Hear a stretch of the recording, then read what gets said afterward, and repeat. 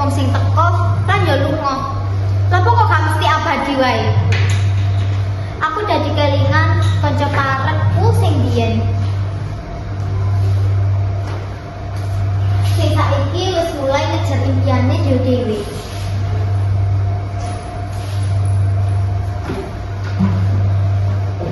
Kene kuwi kudu sedulur. Biyen wae mung loro sing ora kenal, sing lungguh jajaran. Tapi kok ya suwe-suwe kowe dadi paling ngerti kabeh tentang persik.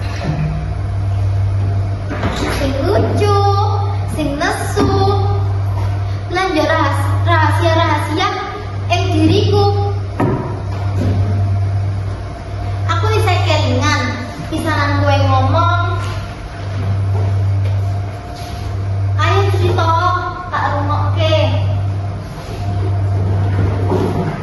Kono aku dadi cerita kabeh ing awakmu. Bahkan cerita-cerita kono sing ora perlu dibahas. Ancen kowe iku kaya panggonan sing ora bakal tak duweni ing kanca liyane. Kelingan biyen pisanan ketemu, kita wong loro mung lungguh jajaran, bisa canggung, bisa senyum tipis. Tapi saka dinane kuwi dunyaku owah setitik.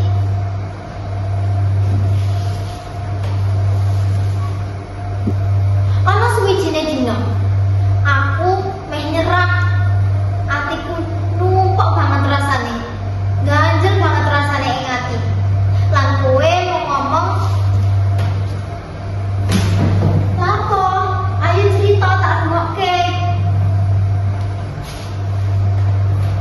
Kowe menglungguh ngrungokke ceritaku lan yo ora ngejudge, nrimo, ora nyala-nyalake aku. Kadang aku nyeletuk bersyukur ning atiku. Kadang ana amu wae ing uripku aku wis ngrasa cukup. Iki boneka sing biyen kok janjeke bakal dikira ing aku, sing dadi kenangan, sing tak gawe bahan guyon saben dina. Kelingan pas awake dhewe kene guyu nganti sesek-sesek. Kaya dunya mung isine kahanan ayem lan yo esemanku sing ngarai ati ayem. Tapi suwe-suwe aku iwat wedi. Wedine kowe bosen, wedine kowe lunga, wedine kowe nemake dunya anyar, tapi ora ana aku ing jerone. Lucu ya, kita ngomong sahabat selawase, tapi dunya kadang ora murah kuwi, kadang dalane seje. Tapi nek pancen kowe lunga, aku ora bakal nyalake sapa-sapa.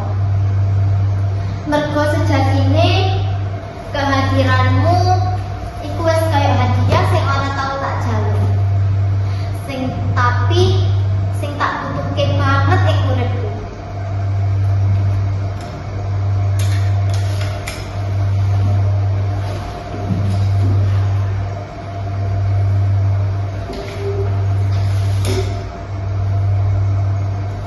Kowe bentuk aku, bentuk awakku sing luwih wangi, sing luwih pede, gawe aku percaya lan yen aku pantes ditampa tanpa pura-pura dadi wong liya.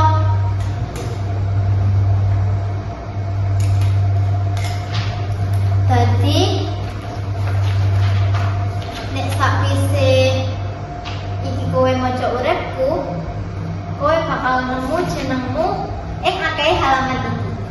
Lan senajan ceritane wis entek, aku bakal tetep jaga kenang-kenangan kabeh iki. Mergo sahabat kaya kowe ora bakal teko kabeh.